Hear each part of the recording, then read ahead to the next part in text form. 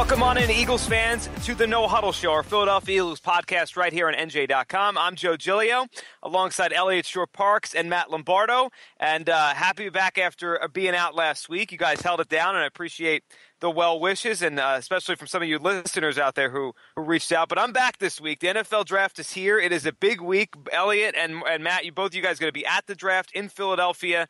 Probably a lot of you listening here to attend this draft. And as we sit here 2 days out, we're doing this on a Tuesday. Elliott, just to start off, this feels as unpredictable as any draft I can remember in a long time where, we know the Eagles are at 14. We know a lot of names are going to go right before they pick or in the top 10, but we don't really have any idea of how this is going to shake out before they get on the board.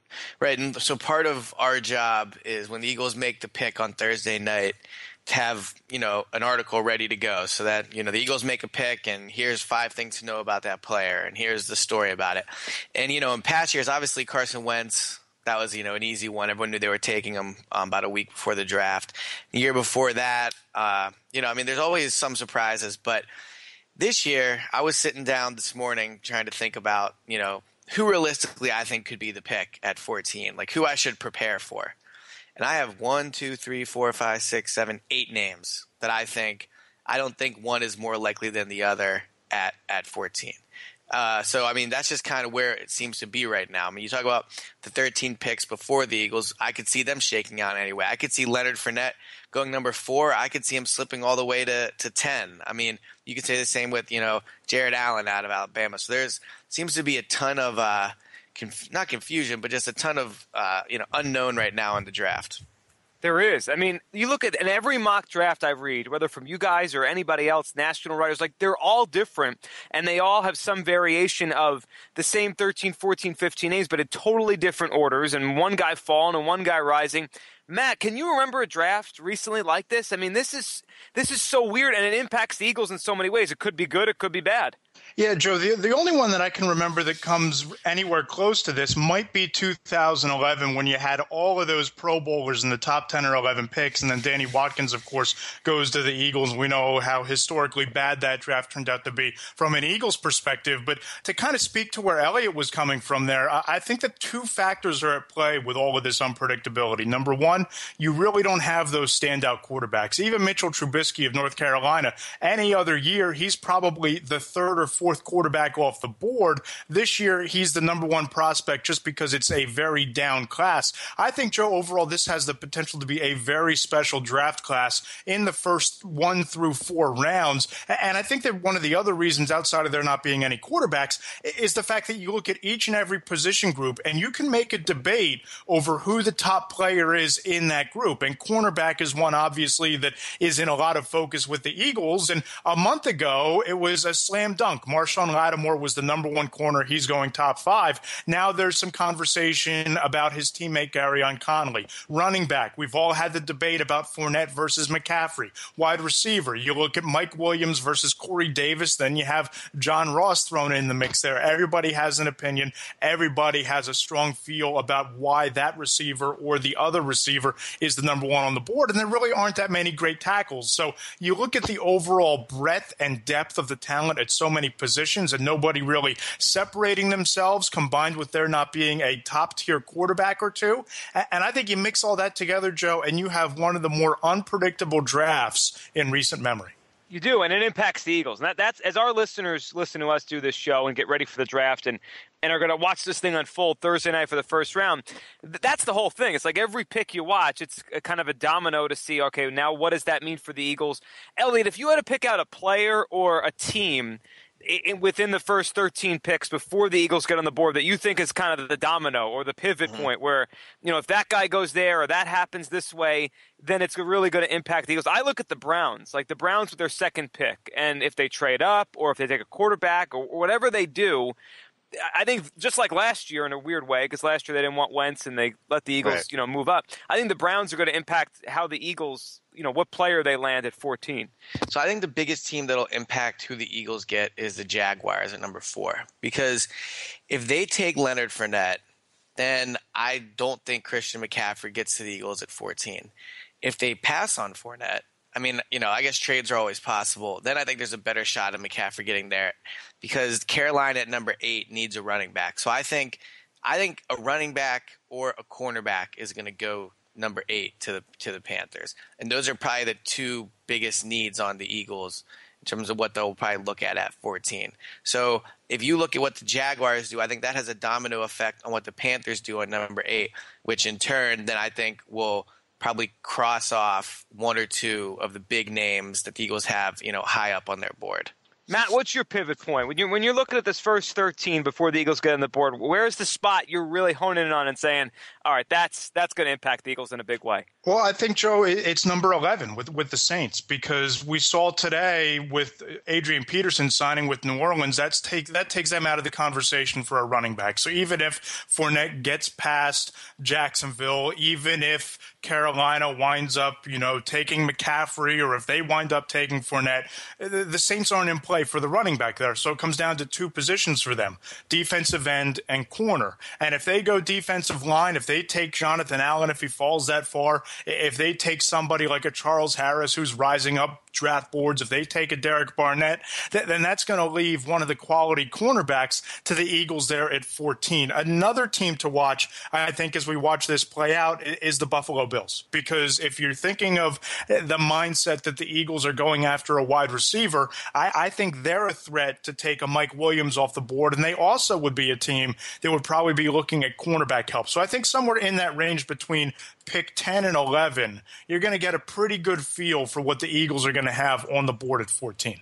Now, I think the Eagles, and you guys met with Howie last week and talked to him about, and Joe Douglas as well, and they seemed, just from reading and listening to those guys with you, they seemed excited about where they're at 14, which, they're going to say that. They're not going to say, oh, no, we're screwed, we're not going to get a good player. But I felt it. I felt genuinely they thought they're in a good spot here at 14. Elliot, when you look at what could be available for them, right, and it depends on what shakes out above them, but do you think they're in a good spot here considering what might happen in front of them and what is going to be on the board? Like they seem to come across as, look, we're going to get a good player here no matter what happens.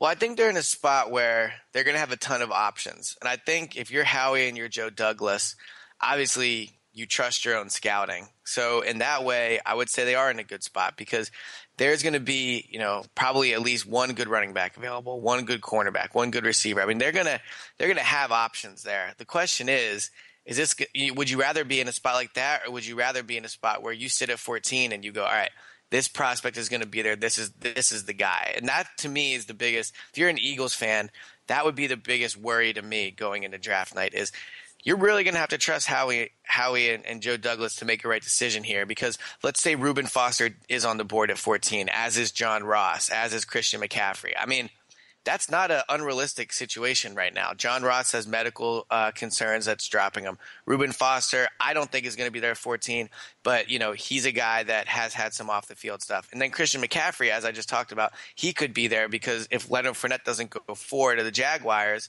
maybe he goes 8 to the Panthers, and then he McCaffrey falls.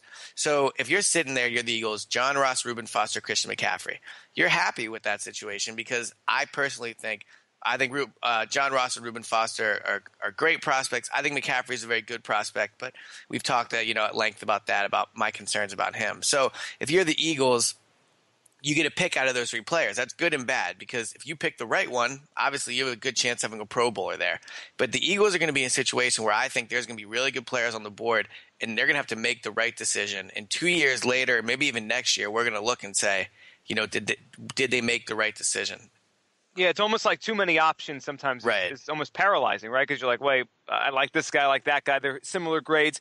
Matt, when you off of what Elliot just said, and let's play that scenario out. And so we're doing this podcast on a Tuesday morning. So just a couple hours ago, our own Mark Eckel of NJ Advanced Media had a post on NJ.com about the Eagles and the 3 players they could be targeting at 14, and they were Christian McCaffrey, they were Reuben Foster, and they were Garyon Conley, the cornerback out of Ohio State. Also at John Ross and Mike Williams, maybe one little notch below.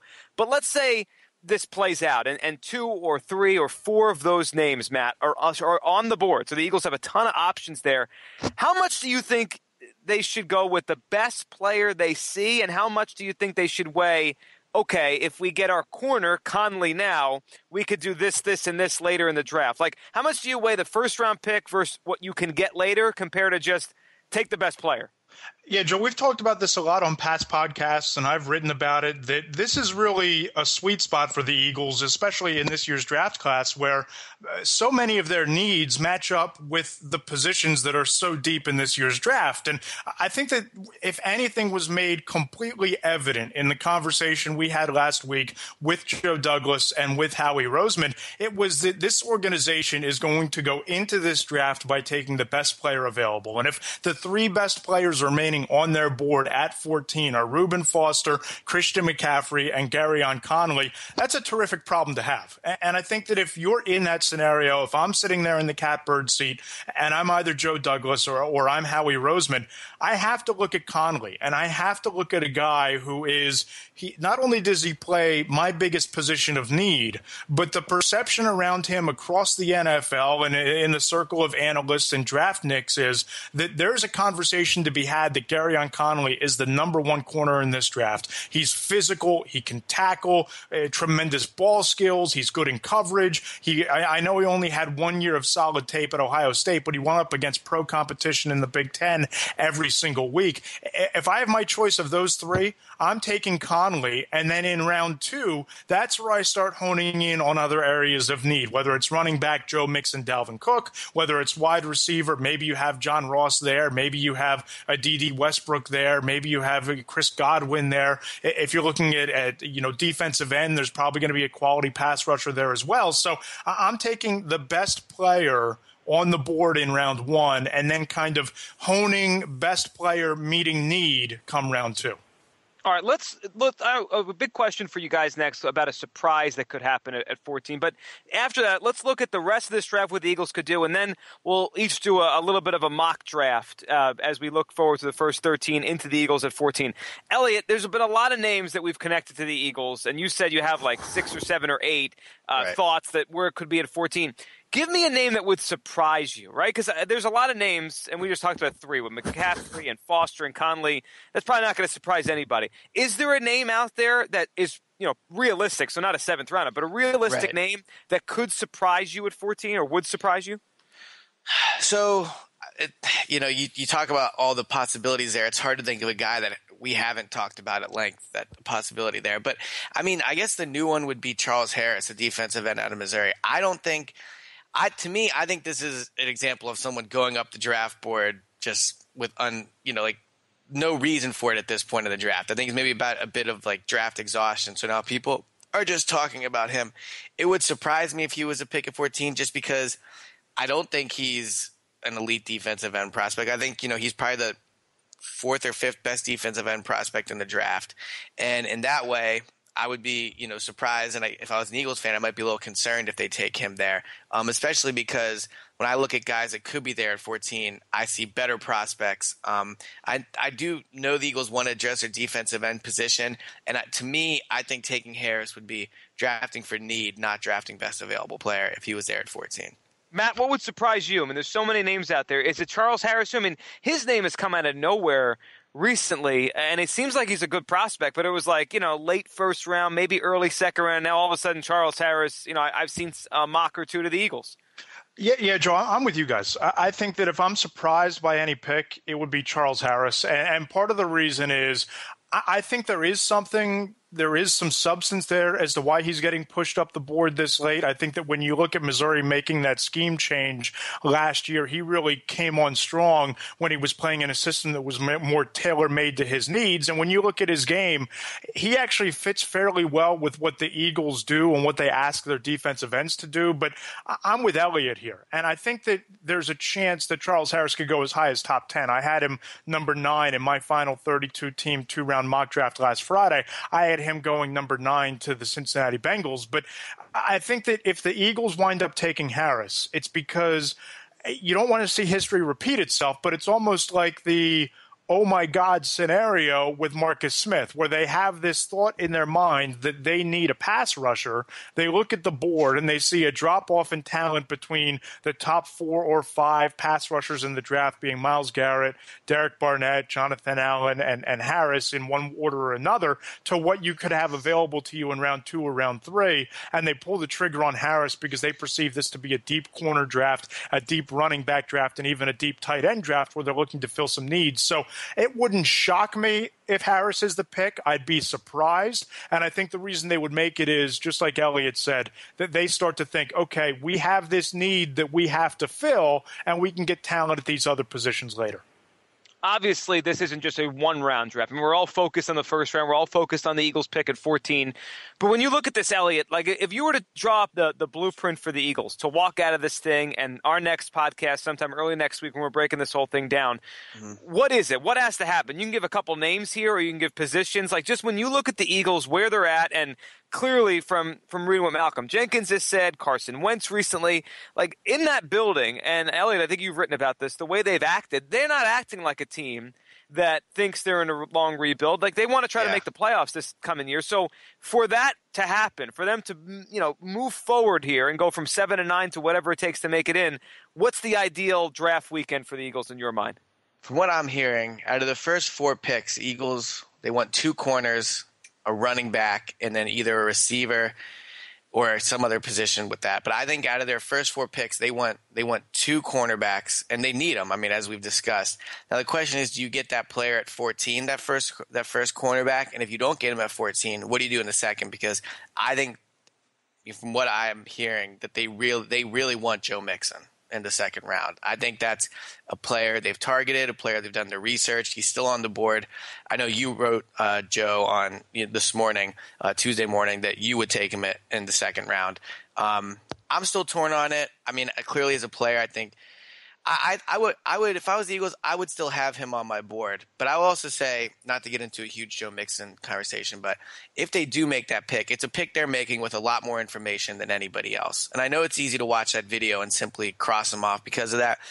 But the Eagles, if they take him and, they've done their research, they've done way more research than any of us. So I think they would know more about the situation.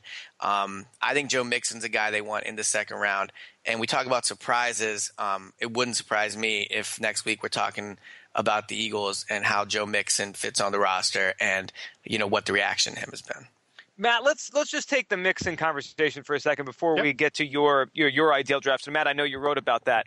But when it comes to Mixon, let's go on the premise, as Elliot just kind of threw out there, that they don't get the running back in the first round. Like, let's say Christian McCaffrey's gone to the Panthers at 8, and they go into the second, third, fourth, whatever, needing their running back of the future, and they get a corner or whatever in the first round. Matt, where do you stand on Mixon? And because it'll be a conversation. I'm sure you guys will write a ton about it. Like, if that first night goes by and Mixon's still on the board and the Eagles still don't have a running back, that's going to be the story for the Eagles' perspective of day 2. Matt, where do you think about it? Yeah, Joe, like I said, I had my final 32-team 2-round mock draft on Friday. I had the Eagles taking Mixon then. Today, I had my quote-unquote perfect Eagles mock draft where the board breaks exactly the way they would hope it would break in every round, and these are the players they're going to get. I have them getting Joe Mixon in round 2 in that as well. And guys, I think, Elliot, you were in the room as well. Just from the sounds of it, just from the way that the Eagles broke down, the way that they evaluate players with off-the-field concerns, the multi-pronged approach to the way that they, their security team analyzes the situation, the coaching staff analyzes it, they present the information to owner Jeffrey Lurie, and then they come up with a decision as to whether or not these guys are on their board or not. I don't know about you, Elliot, but my takeaway was, this is not only a guy that they've done their research on. This is not only a guy that they're comfortable they can manage in terms of the feedback publicly, but also that they feel is arguably one of the top running backs in this draft class. And if they're comfortable and they're able to manage whatever public backlash, or as we've seen them in the past, deal with Michael Vick, deal with Alex McAllister, deal with last year Nigel Bradham, and on and on and on. This is an organization, Riley Cooper, that they are more adept than most at giving second chances and almost rehabilitating the stories of players. And if they think that they can do that with Mixon, if they're comfortable with everything they know about Mixon, then I think you almost have to pull the trigger in the second round on Joe Mixon, because on talent alone, you've heard Mel Kiper talk about it. You talk to people in the league, they feel this way. Joe Mixon is one of the top 2 or 3 running backs in this year's class, and he happens to also be a great fit for their scheme. So if they go in a different direction at 14 and they don't take McCaffrey, they don't take Fournette, I think Mixon is legitimately in play for them in round 2. And to tie it into, the conversation about need and best player available, I know there's a school of thought out there that you don't take a running back in the first round, but, when we talked about the offensive players in this draft, I made the cases where I think the Eagles' biggest need overall on the roster might be a running back. When you talk about the fact that they don't have anybody really at running back right now. I mean, they have Wendell Smallwood, but I wasn't overly impressed with his rookie year, and honestly, I don't think the Eagles were. The Eagles need a running back to open this offense up. They need a running back that, can catch the ball, a running back that they can give it to 20 times, a running back where when he's on the field, you don't know whether he's going to run or catch it. So if you talk from strictly that point, yeah, they have reason to really do their research into Joe Mixon because they need a player like that. They need that dynamic type of running back. Now, I'm not saying they, bend their morals because of a need, but it's a situation where the Eagles, they have the incentive to do as much research and to look into it more than other teams do because they really do have a need at running back. And if they don't get McCaffrey or Fournette at 14, I don't think Dalvin Cook's going to be there at 43. I mean, maybe he's there in the late 20s, maybe very early second. I still don't think he's there at 43. But you might be looking there if you're sitting there. If you're the Eagles sitting there at 43, Joe Mixon staring at you, right there. I could see why they have all the incentive in the world to do that research because they badly need a game-changing running back on this roster. Yeah, they do. And it's interesting as you both were talking about the idea of Mixon and the possibility.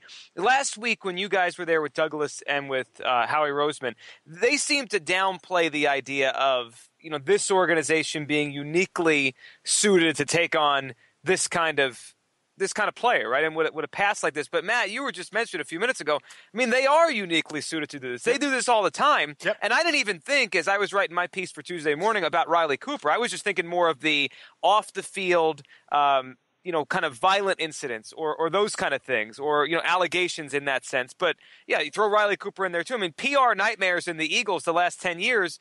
They maybe no team in the NFL's had more of them.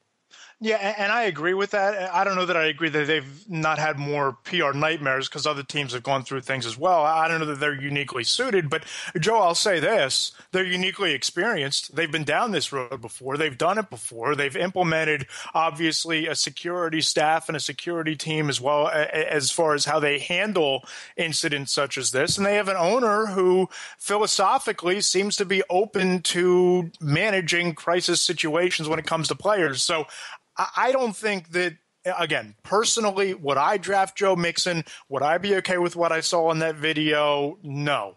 I don't think that he's the guy that I would invest a top draft pick in based on what you see in that video and the domestic violence situations. But we know that this is the National Football League, and there are so many more things than moral obligations and so many other things than your own personal belief systems. It comes down to talent. It comes down to how can you massage it within the locker room. How can you massage it publicly? And I think that the Eagles are in a situation where they think they can handle it. They think that he is a game-changing talent. And if they believe that both of the answers to those things is yes, then I think there's no reason not to take him if you're the Eagles. So everything we've talked about, at least in this episode and the last few I've been a part of, we've kind of played it straightforward, right? With the idea they have the 14th pick, they go to the second round, they have their pick there, and so on and so forth. But Elliot, about a month and a half ago, during basically all of our episodes of this podcast, we were talking about and throwing out the idea of the Eagles being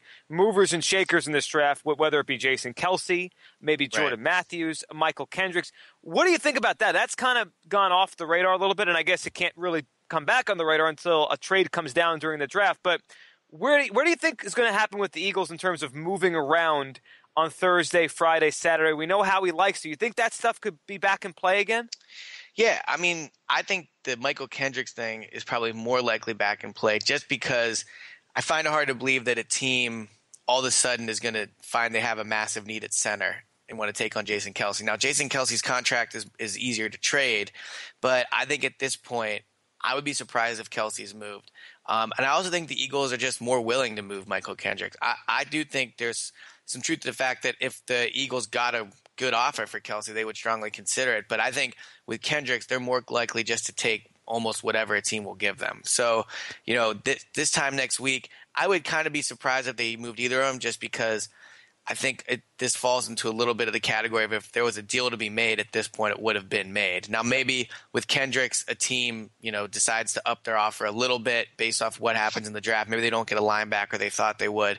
But, I think Kendricks is more likely to be dealt. But at this point, to me, it seems like both are going to be on the roster at this time next week. Yeah, and well, if that's the case, that means the Eagles, have a lot of depth at certain areas. Matt, when you look at, and we touched this a few minutes ago, kind of a dream scenario. I know you wrote about this on Tuesday. What is, when you look at the NFL draft for the Eagles, what's the dream scenario to walk out with, whether it be players or just positions? Yeah, Joe, I look at this thing, and like you said, I wrote about it on Tuesday. I don't think it's implausible. Is it likely? No, but I don't think it's implausible that a Marshawn Lattimore falls to you at 14 just based on a couple of teams. Don't you think a team would trade up for him? That's my thing. I don't disagree with you that he could fall past 6 or 7, but you don't think a team trades up? Like, you think there's a chance he's actually on the clock, on the board at 14? Oh, I wrote about it on Tuesday, and I think that all it takes is, but here are the 13 to 14 players that could conceivably go above him: Garrett, Solomon Thomas, Jonathan Allen, Malik Hooker, Jamal Adams, Garyon Conley, Leonard Fournette, Mike Williams, Corey Davis, Mitch Trubisky, Christian McCaffrey, Reuben Foster, and one of, if not both, of Charles Harris or Derek Barnett. So I think those are all names that have been talked about somewhere in that top 15 mix. And there are some names a team might trade up to take Leonard Fournette. There are some names in that group, Garyon Conley, that go a little bit higher than expected. That happens every year. We've seen the meteoric rise of Charles Harris. And if one defensive end goes, then all of a sudden there's a run on defensive ends, like tends to happen with several positions year in and year out. Again, I'd say the chances that Lattimore is there at 14 are somewhere in that 40 to 45 percentile range. But again, is it likely? No, but it's also not implausible that he's there. So I think that you come away with one of Conley or Lattimore in round 1. You get Mixon in round 2. Round 3, I think you could gamble and take a Sidney Jones. Round 4, you get your wide receiver in the mold of a Deshaun Jackson, a game breaker with deep speed ability, Sheldon Gibson out of West Virginia. And then I think you start looking at some of your needs. You look at Ryan Anderson, a linebacker they liked a lot and had visit early in the process out of Alabama. Demonte Kazi, a cornerback out of San Diego State who they like a lot. If he's there in round 4 or round 5, I think you make the leap at him, and then you see what happens from there. But what do they need to come away with, Joe? I think you need a minimum of 2 corners in your first 4 picks. You need a running back, and you need a wide receiver. And if you can get an edge rusher sometime in your first 4 or 5 selections, I think that's gravy. But I think 2 corners, a wide receiver, and a running back are a must for this to be considered a success. All right, let's touch on one of the rumors of this morning as we're doing this podcast. Then we'll do our mock drafts and kind of wrap it up with our final predictions and thoughts on who's going to be the guy at 14 for the Eagles. So this morning, and we're doing this podcast on a Tuesday, 2 days before the first round. This morning, Josh Norris of, I think, Roto World, I think that's where Josh is now, tweeted out that he doesn't see Leonard Fournette happening to the Jaguars at 4. And everyone kind of has been thinking that's the spot for him. Doug Marrone, the coach, and kind of an old school Tom Coughlin, maybe run the football, help the young quarterback. If that doesn't happen, well, that's going to create some sort of domino effect we talked about before with dominoes. It could mean Fournette, it goes to the Panthers at 8. It could mean that the Panthers take McCaffrey and Fournette's on the board. So the question is, Elliot, if Leonard Fournette is on the board, if he's, let's go that Lattimore scenario we just played out a second ago. If that's Fournette, what do you think happens with the Eagles? I mean, I know we've talked about him, and I think on the board at 14. You're saying he's on the board at 14. I know in the past, I think you've said, and I agree with you, he's not a great fit for what the Eagles' offense is, even though he might be one of the best players in this draft. Fournette on the board at 14. What would you do? What do you think the Eagles would do? Well, I mean, I guess to a certain degree, it depends who else is on there, as it does with all these questions. Right. I mean, the easy answer is you just take them because, our colleague at NJ.com, Mark Eckel, has had scouts compare him to Ezekiel Elliott. I mean, one scout said he might be better than Ezekiel Elliott. Now, that's one scout's opinion. Obviously there's a ton of scouts in the league. My opinion, I'm not a scout, is I'm not as big on Fournette as other people are. I don't see him as a threat out of the backfield, which is something we talk about consistently the Eagles need in a running back. I don't think he's as elusive as other running backs are. Now, in LSU, he just ran over people. Maybe in NFL he'll be able to do that as well, but I'd be a little concerned about that. I don't see it with Fournette. I see enough like red flags around there that I'd be concerned. I'm not saying I wouldn't take him because he's sitting there at 14, that's tough to pass up on. I'd have to see who else is there, but I'm not in the camp of Fournette's there at 14, you simply just take him. I think it's still a decision. And I'll also say on a larger picture, I think it's funny when people talk about the draft, like, well, if he's there at 14, you have to take him because he's fallen. Well, if he's there at 14, it's because 13 teams thought another player was better. I mean, it's not like Fournette, is guaranteed to be a top 2 pick and something's going to happen. I mean, if a guy falls to 14, it's because that's where he's been slated at. So the idea that if Fournette falls to you, well, if he falls to you at 14, there's a reason why he's there. He's not falling for no reason. So if I'm the Eagles, I would think about it, obviously, but I'm not in the camp of just automatically take him no matter what. Matt, Fournette at 14, I mean, if Lattimore's there, it would obviously be a fascinating situation because he's possibly the top corner. They need a corner. They need a running back. A lot of people think Fournette's the best running back. What would you do there? Yeah, I don't think there's any chance, Joe, that if Leonard Fournette is on the board at 14, that Marshawn Lattimore would be there as well. I think that one of the reasons, Elliot, that players fall in the draft is that teams have needs, and not every team goes into it. And we've seen the Eagles go into it with the opposite approach they're taking now with best player available. A lot of teams go in with the philosophy of, I have a need, I like this player, I have to fill that need. And sometimes players that are very talented get lost in that shuffle and go a lot later than you might anticipate them going. And I think if Fournette is the guy on the board at 14, it almost doesn't matter to me who else is there because he is that game-changing running back. He is that workhorse that you talk about. And it's funny to hear people say that the Eagles need a pure 20, 25 carry a game running back, and you're presented with one like Fournette and you say, well, he doesn't catch the ball out of the backfield. I think it's difficult in today's NFL to have it both ways. And if that's what you're looking for, it's one thing to say you're looking at a multi-dimensional, multifaceted, dual-threat running back. It's one thing to say that's who you like, so you're not taking Fournette. But if you're basing it just on talent alone and game-breaking ability, if Fournette's there at 14, it's tremendous value, and I have a hard time believing there'd be a better player on the board than Leonard Fournette. So if he's there at 14, I think you'd have to run from the Franklin Institute to the Art Museum steps and personally hand-deliver that card to Roger Goodell. That might be my second favorite cliche. As Elliot said it a few minutes ago, the cliche is if you have to take that guy. I love the run thing because I always picture like Howie Roseman actually literally sprinting to the podium to take one of these guys. All right, let's go through our mocks, and we're not going to do the whole first round and bore everybody past the Eagles pick, but we will do it 1 through 13 and then give our picks for the Eagles and talk about why and how the whole thing played out. Matt, you want to start us off? Sure. Let me start off by saying this. This is not the ideal scenario. This is closer to the ideal scenario than maybe how I think it plays out. But I think Garrett won. He's the pick. Solomon Thomas to San Francisco. They need a defensive end. I think the Bears take Jamal Adams over Malik Hooker. He's been rising up boards lately. Prior to today's report, I had Fournette going number 4 for Jacksonville. I still think he goes there, and perhaps this is just some sort of smokescreen getting sent up by the Jaguars that they're not sold on Fournette, trying to get some value in a trade. I think 5, O.J. Howard goes to Tennessee. You pair him with Marcus Mariota. You have a multifaceted weapon in the passing game. The Jets get Mitch Trubisky. The Chargers go Malik Hooker, the safety out of Ohio State at 7. I think McCaffrey still goes to Carolina at number 8. Charles Harris finds his way into the top 10 with the Cincinnati Bengals at 9. Mike Williams, Clemson wide receiver, paired with Sammy Watkins, another Clemson wide receiver, Buffalo at 10. 11, I think that today's signing of Adrian Peterson ensures even more than we ever thought that it would, that the Saints are going defense. I have them taking Jonathan Allen. Garyon Connolly, the first cornerback off the board, goes 12 to the Browns. They pair that, very enviable defensive end cornerback combination. Corey Davis goes 13 to replace Larry Fitzgerald with the Arizona Cardinals. And I think that the Eagles wind up with Marshawn Lattimore out of Ohio State at number 14, and they'd be pretty happy with that pick. Man, so you think the Eagles are going to get Marshawn Lattimore on Thursday night?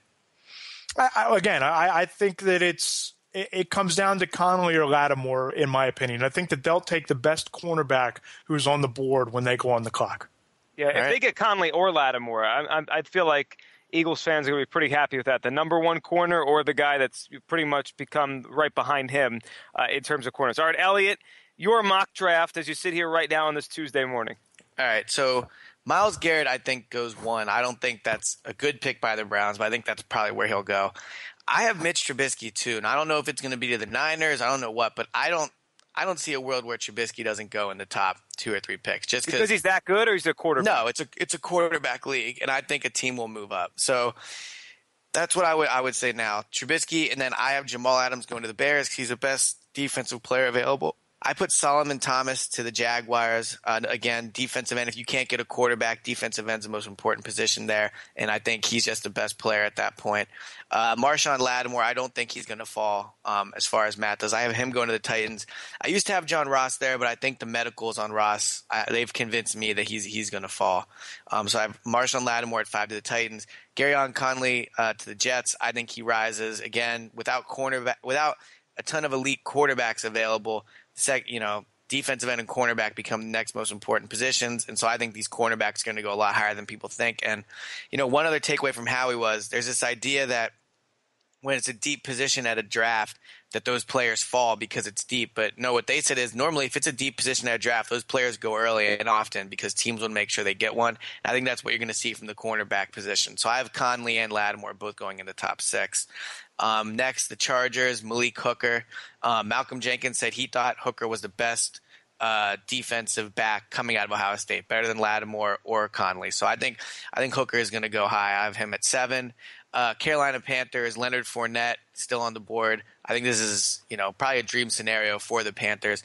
I'm not as convinced as other people that they'll take McCaffrey if he's on the board. I think that's there's this idea out there that if McCaffrey gets 8, he'll be gone at 9.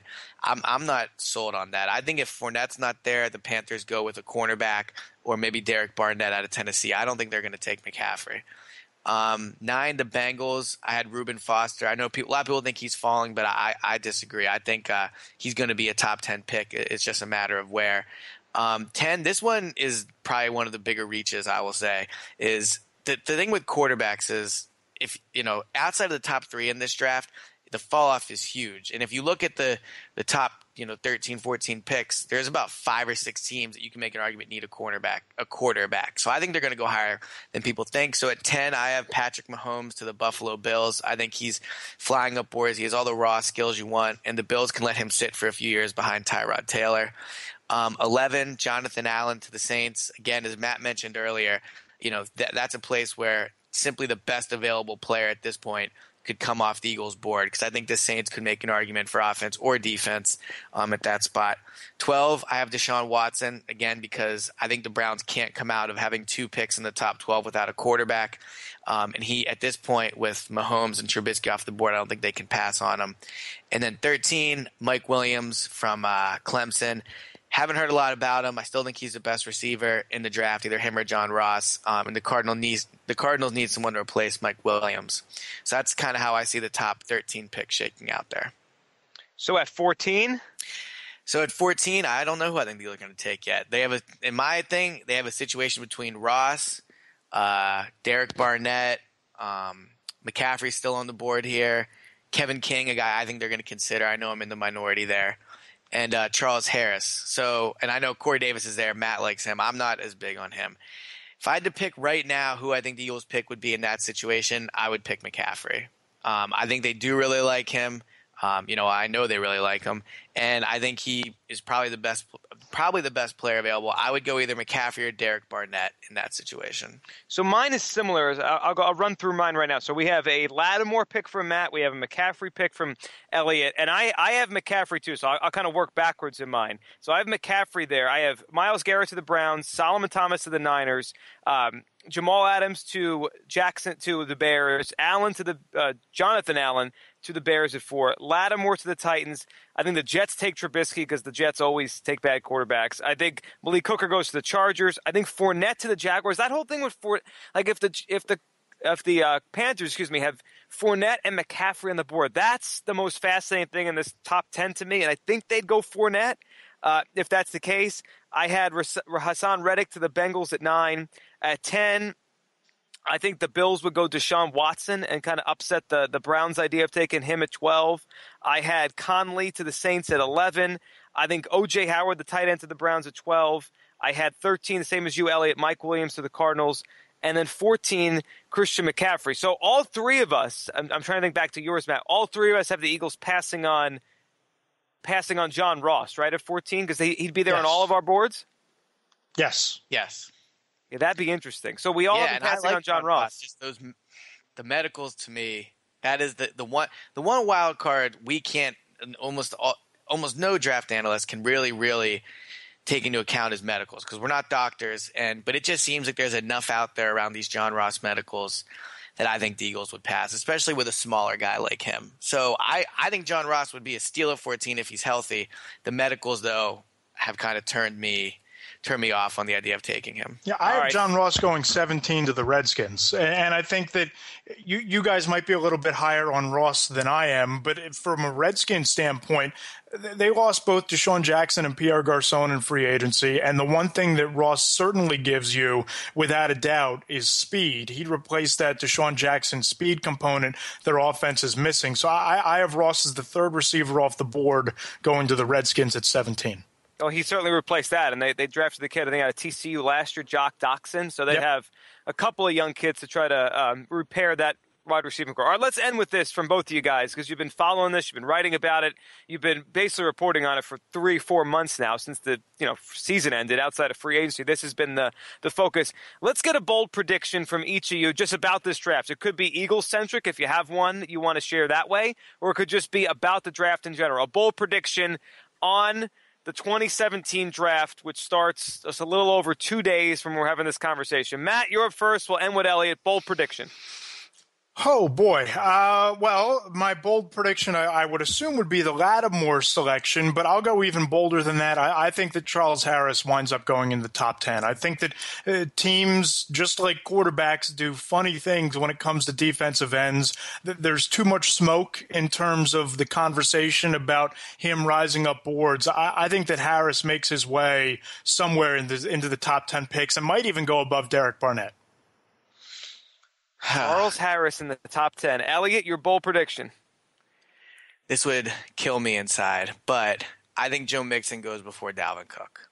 I think teams are making peace with what Mixon has done, and I think the red flags around Cook, even though I've been very clear I like Cook a lot, I'm personally not wavering from that. But I think Joe Mixon goes before Dalvin Cook. That would be my prediction. I have him going to the Indianapolis Colts, Dalvin Cook, number 46, after the Eagles take Mixon at 43. That'd be a mistake by 45 picks before that. But I think Cook's going to be very good. So, but I think Joe Mixon goes before Cook. That would be my bold prediction if I had to make one. In a way, it's weird and it's uncomfortable, but it is. I could see why it's almost easier to convince yourself to reconcile Joe Mixon's red flag, right, than Dalvin Cook's. Because Joe Mixon, if you can somehow get past what he did or convince yourself as a team, all right, this was a mistake. He's not going to ever do anything like that again. Like, his play doesn't have any red flags. He doesn't have any injury issues. Like the Dalvin Cook ones, you have to almost hope on, right? Like, do you think that's part of it, that it's his injury issues and the fumbling thing? And then also, he does have off the field incidents. Sure does. I think he had 3 run-ins with the law during, since from up into this point in his life. So he's also had red flags in that scenario. And I think teams think Mixon's a better player. And ultimately, as you've said, Joe, and as you wrote, that's really, at the end of the day, almost really all that matters when it comes to this, especially a young player like Mixon. I mean, people compare it to Ray Rice, but that's a very different situation in terms of points of their career. You're talking about getting a player that teams think can be an elite running back for 4 years on a rookie contract. So, I mean, look, obviously the video is what it is, but teams are gonna look past it. They always do, and they always will. They always will. Someone's going to take him, and it might He's be not the going to go undrafted. That's for sure, and it really might be the Eagles. We'll talk about it next time. The Eagles with the 14th pick in the first round, and they go from there. Matt, Elliot, you guys have a good time at the draft. We'll be reading and following along, and Matt, appreciate you doing this. Absolutely, Joe. Thanks, Elliot. Yep, talk to you guys soon. And thanks to you for listening to this episode of the No Huddle Show right here on NJ.com.